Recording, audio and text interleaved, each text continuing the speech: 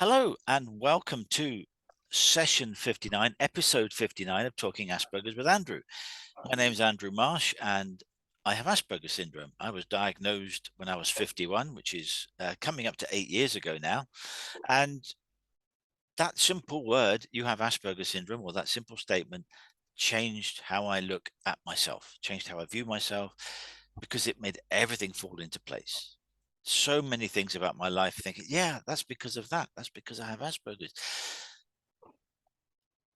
And that's how it all came about. And that's how I realized that there are things that I do well.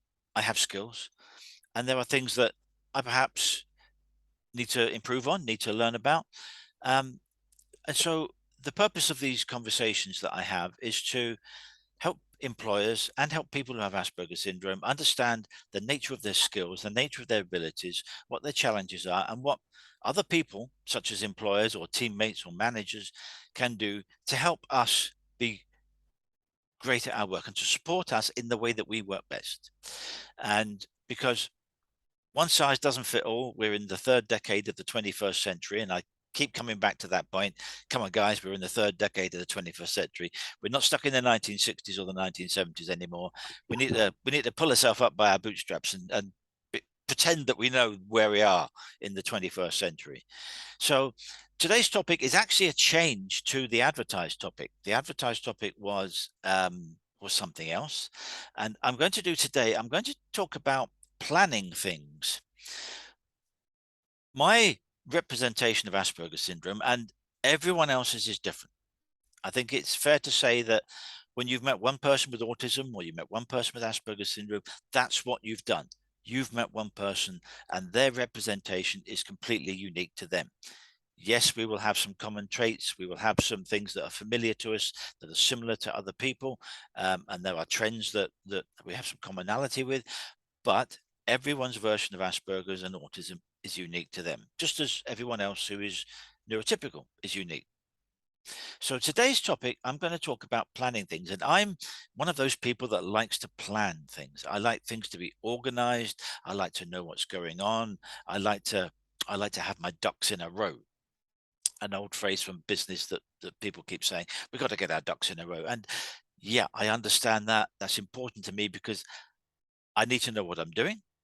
I need to know how it fits in to the overall scheme of what we're doing, whether it's a part of it or whether it's a major part or a smaller part, how it interrelates to other factors, other parts of the business, other situations, and what follows. What is someone going to do with what I've given them? Is it going to sit on a filing cabinet or in a drawer and stay there for the rest of life and no one's ever going to look at it? Or is someone going to go, ooh, going to take that on and we're going to build this? I used to be a geologist in the construction industry. And so our reports were part of the process of a client having a site saying, I want to build something on it.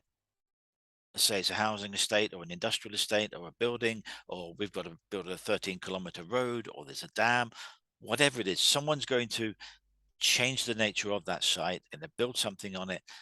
You have to know what the ground is, how it's going to behave, what are the issues, how you're going to overcome them, what are the engineering challenges, and all of that will be in my report. And a designer is then going to take this and go, right, this is what we have to do for foundations, this is what we have to deal with groundwater, and they will take it on, they will design it, they will take on board the things that I've said, these are the flags, these are the issues to consider, and they will go ahead and design it, and then someone will come along and build it. So it's a logical step in the progression of a building, a development on a site from the green grass that's sitting on there, or there might already be a building on there and someone's got to knock it down and clear the site so that you can build up what's on something new. So all of these factors are a logical step, process by process, each acting as a time marker or an action that someone else is going to pick up, take on, and run with. And I'm very much someone who sits comfortably in that this is what you're doing, this is why we're doing it, this is what's going to happen next. So are there things that they need to know about when they do the thing that is their part, the next element in the process? So if there's things that I need to tell someone, such as don't don't cut the slopes too steep, otherwise they'll fall down. Watch out for running groundwater. So if you're digging foundations, you're going to have groundwater problems. That's an engineering challenge, but it's also a health and safety thing. You don't want the sides falling in when you've got workers in the hole in the ground putting in the foundation. So there are things that are part of a natural process of what I did as a geologist to take it to the next stage, which is someone designing it, designing in the features that needed to take account of what we found, and then they would then prepare a contract document, and a contractor would come along and build it. And I might get involved at that stage. They might say, well, there were some interesting and tricky things that the geologist found. Let's have a geologist on board when they're building it, because we need his input, we need his understanding, and he can help us out with situations that arise when we get to site. So that process one, process two, process three, following on from the previous process, taking it to the next level, is very much how I was trained, how I relate to what I'm doing. Just as when I'm writing a book, I write novels, and one of the things that I do is I actually start with an idea and I will write it down, whether it's in a notebook because I'm not at my computer at the time, or I get to my computer and I will start typing. I do not worry about formatting. I don't worry about typing. I don't worry about typos and grammar. I just get the idea down. So a sentence becomes a paragraph becomes a page. And as I write, more and more ideas, thoughts and ideas come to me, and I just keep writing it all down. Then when I stop, I'll go back, I'll look at it, I'll then make it look a little more presentable for me so that I can understand my thread. And then when I'm at a position where I understand the characters, I know what's going to happen at the beginning, I will then start and write the book. So there's a notes and ideas, then it's to start writing, and then you develop as you go along. So it's very much a linear process where I have process A, process B, process C going on throughout. And that is so important to many people who have Asperger syndrome or autism. They like to know what they're doing, why they're doing it, what happens next, what people need to know about that's important, and having the conversation with the person who's taking it on next to say, yeah, that's what the report says, but let's sit down and have a conversation, because there's some things that I want to emphasize to you that are important for what you do in the next phase of the project, in the life of the project. So that planning things is very much how I am driven. It's how I work, and on all sorts of levels. Even something as simple as going to the shops to get your weekly groceries, I plan that. I'll say, when am I going to go? I don't want to go at 3 o'clock because that's when all the kids are out from school, and so they're going to be busier. So I time when I go shopping so that it is less busy. There's fewer people about because people are challenged to be. I will have a list. I will sit down before I go out. What do I need? Make a list of what I need. Discuss it with my wife. Maybe there's things in there that she needs and I want. So I'll have a list. How many bags do I know this is sounding really strange. How many bags do I think I'm going to need? Because I don't want to buy another bag at the supermarket. I've got bags at home. Let's reuse what we've got. So do I need 2 bags? Do I need 3 bags? Okay, put the bags in one bag, put them in the car, and off I go at the time where I think there's going to be fewest people in the shop, so that I can get around it. I can get in, get out, get back home, get back to my safe space. So that simple thing of going to the shops to get some shopping, I plan it. There's a plan. There's a logical progression of events that start from, we need to go shopping. We need a list. How many bags? What time do I go? Go to the shop, get the stuff, come back, put it away, have a cup of tea. That's the package that is going to the shops to do your shopping. I know you might be sitting there thinking, what is he babbling on about? But it's demonstrating that many people who are autistic or have Asperger's have to have a logical progression of what is going on. As I just said, get your ducks in a row, knowing what's happening, having thought about all the variables that affect those things. What do I do if? What do I do if? What do I do when? How it all fits together so that it's logical, It fits in my head of how I see it visually, because I can visualize that going to the shops. They need to go to that aisle, and that aisle for those 3 items.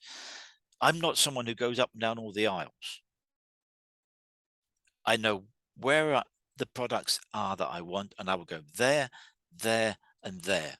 Pick up what I want and go. I don't have the need to go aimlessly up and down the aisles thinking, do I need that? Do I need that? Do I need that? By and large, if it's not on my list, I don't get it unless it's something specific that I've realized I forgot. So I'm very much planning what I do, have a progression, have an understanding of what follows. And if in the business sense of when I was a geologist, someone else is picking that up and running with it, what do they need to know? Having that discussion with them and taking it on. So I'm going to hand it over to John, and I'm going to ask John, is that something you do? How do you do things? Are you a planner or are you a seat of the pants type of guy? Well, no, I plan. I mean, in construction, everything's got to be put together in order. So you can go midway and or start at the end or start at the middle, but it gets a little confusing and difficult. But no, I'm all like you with the grocery store. Compulsive buyers, purchasers will just aimlessly walk up and down and ponder. No, I'll make a list. I'll do that. But yeah, for me, I need to be coordinated. I need to be organized. And otherwise, for me, it gets crazy. Yes. So I do, it's out of sight, out of mind. So if you're not organized, it's out of sight. And then you have to go buy it again. And then you come back and you stumble across it and you find out you wasted the money. So when it comes to construction, business, stuff like that, efficiency is very important. Being organized is important because 2 or 3 lead men who are not organized can actually sink you against your competition. Yes.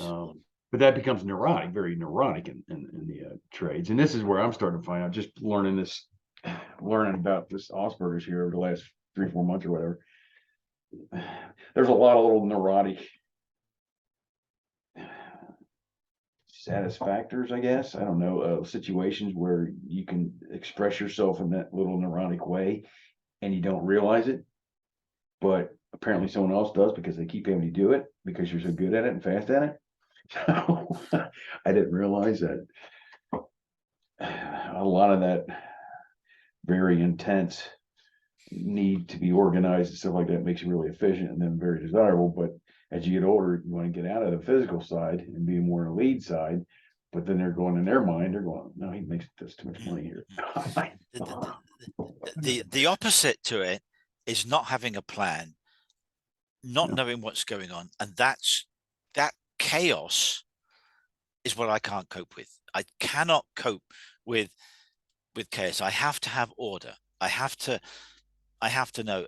I have a wonderful quote that I use. It says, "I don't mind being spontaneous, providing I've had 2 days' notice," because just doing something on a whim, I can't get my head around all of the variables of what that is.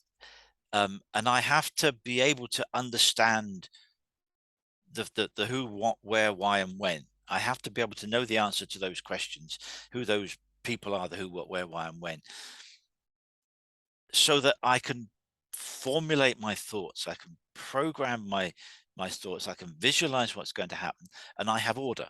I absolutely have to have order.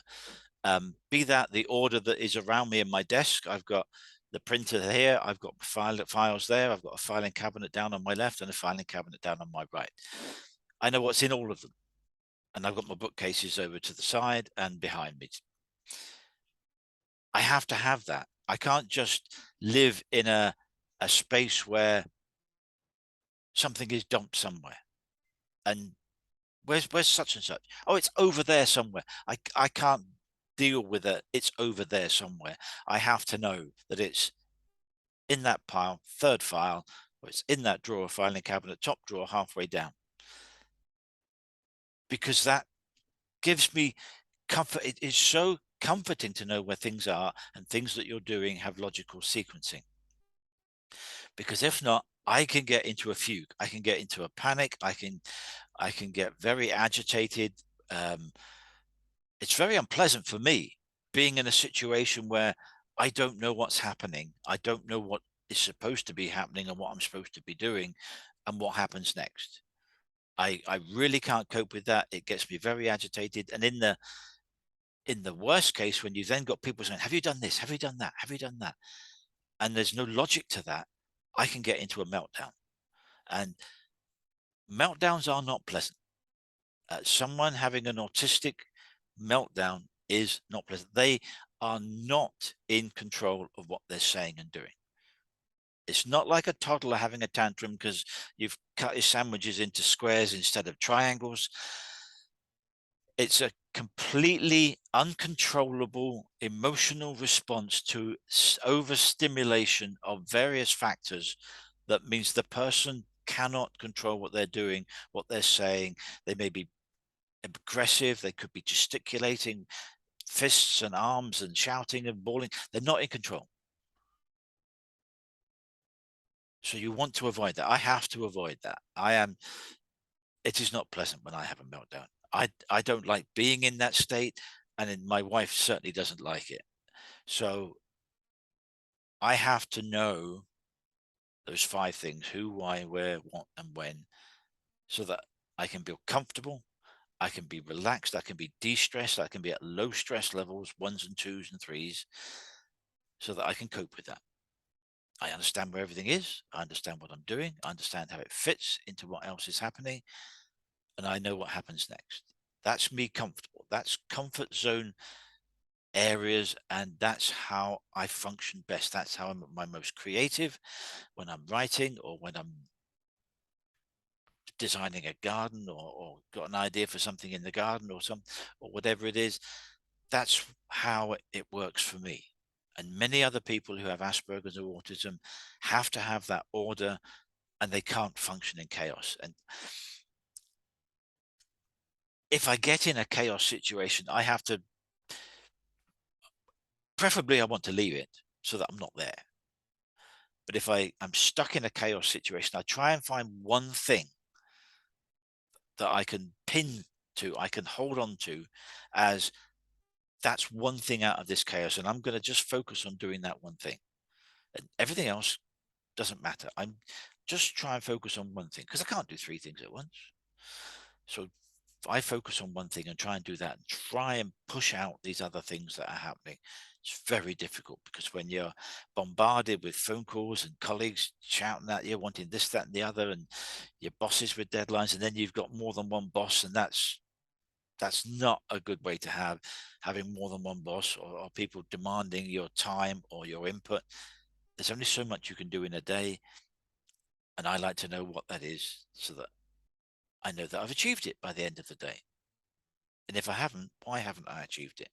Rather than just coming in, aimlessly doing something, finishing work because it's time to go home, and not actually achieving anything. I have to have goals, and they can be small goals for the next 5 minutes, the next hour, half a day, week, month. I have goals all the time. They could be very small. They could be very small, and to some people could be quite insignificant. But it's about having a goal and achieving it. And then I reward myself. If I've done something well that I was planning on doing that day, and I finished it by lunchtime, or I finished it by morning tea time, 10 o'clock, 10:30, I'll go and reward myself with a cup of tea and a biscuit. It's a simple thing, but it's part of the process of, yes, I had something to do and I've done it, and I've done it well. Give myself a reward. At the end of the day, you've done something well, give yourself a reward. It might be, it's a lovely sunny day, let's go for a walk. Have a little reward. Those little things that you do to recognize your own little achievements, again, it keeps your stress levels down. It enables you to function in teams better, because if you're less stressed or not stressed, you can function in teams better, which is what employers want. They want the teams to work harmoniously. And that's where the leader, not your manager, your leader. We should be breeding leaders in the 3rd decade of the 21st century. That's where your leader has to find the right way to help you and support you work at your best. which might be different to the person sitting next to you or the other members of your team. And that's what they have to do. So it's not a one size fits all. The leader's job is to find the way to make me work best. Makes sense, doesn't it? So that's what your leader needs to do. And the leader needs to be someone who can plan, who can, yes, they think on their feet and adjust the situations as and when is necessary. But your leader needs to be able to plan. How do I manage Andrew so that Andrew works well with John and the other people in the team? Have them all working together harmoniously. So that's about planning things. That's about thinking ahead as to what's going to happen this afternoon, what's going to happen tomorrow, what's going to happen on Friday when the deadline is, or that's a weekly deadline, and then we finish the project next month or at the end of the month. So you have all these deadlines, you have your key factors that you have to achieve at each point, and you should be marking that as progress as you go along. So the planning of something is really important. And as an employee, you need to have the confidence that the team around you and your manager, your leader, knows what they're doing and gives off the vibe that they know what they're doing. They're listening to what you're saying. They're adjusting what needs to be done to how you work best, and you're still achieving your goals. That's what good leadership is. It's about planning, thinking, and adjusting to what's going on, so that the individuals working who may have Asperger's, may have OCD, maybe ADHD, maybe neurodivergent in another way, or they could just be someone who's come from a different country and they're learning the language. So you may have to adjust how you instruct them and guide them into what you want to do in a different way because they're still learning the language. So it's not just differences that people have because they're neurodivergent, but there are differences culturally that we have in the modern society because we're a multiracial, multicultural society. So we will have to adjust and understand that lady over there from a different country might understand things differently, might need to have a little more extra time to do the things and to understand what you're asking of her. Makes sense to me. And that's what employers should be doing. They should be finding ways to support everyone in what they're doing so that those people work at their best and their most efficient as individuals and as team members. That's planning. It's an important part of what we do. And if you take the situation of construction that we were talking about a little earlier, building something, building a road, a 13-kilometer road, or building a housing estate of 300 houses, that takes some planning. You don't just turn up on site with 4 men and 2 diggers and go. You have to have a plan. You start off with your site clearance. You start off knowing where all the services are. Do they need diverting? Do they need protecting? So that you don't run machines over them and bust the water pipes or break the electric cables or hit the gas main. All these things need planning and sorting and organizing before you get started. So to actually plan a construction site from congratulations, Mr. Contractor, you've got the job. There's an 18-month program. They're planning all the way through that with certain activities that have a follow-on line of what happens. And that takes an awful lot of doing, an awful lot of planning of men and resources, because what you don't want is you don't want to have 8 people working for you 1 week and then only 2 working for you the next week. What do you do with the other 6 people? Do you lay them off? Have you got somewhere else for them to go? You want to have a progression where you're using key resources regularly, maintaining those resources week by week, month by month, building as you go as more activities become part of the construction. So it takes a lot of planning to put something together to build something. If you've ever thought of if you've ever had an extension in your house or building a driveway to your house, someone doesn't just turn up and do it. There's a thought process to it. And that thought process, that planning, that asking the who, why, what, when, and where questions are really important to understand, so that the people that you do have who have autism, Asperger's, or neurodivergent understand their role, understand what's going on, and can fit in with what is being done. as the project progresses. So employers need to understand that. They need to be leaders, and they need to convey their planning to their team members so that they understand why they're doing something. It's one thing saying, can you sort this out and stick it in the spreadsheet? That might be fine. But it would be nice for the person to know why. So I've got a meeting with the boss next week. Could you sort this out and put it into a spreadsheet and highlight the key factors? They've then got an understanding of what they've been doing and why, so that they can take ownership of it and then present it to you so that you can then present it to your boss. Understanding the why is really important. Going to see if John's got any other comments he wanted to make on what we talked about there today. Well, there's a lot of people out there that are organized and enjoy that and make money at it and don't put up with anything else but organization. But it's not really that. That's what's common. It's the result or the reaction to not being that way is coping, being able to cope with it not being organized, how one reacts to it. There's plenty of people organized, plenty of people disorganized. Some people can't handle being disorganized. Some people can't handle being organized. They thrive in being confused and chaos.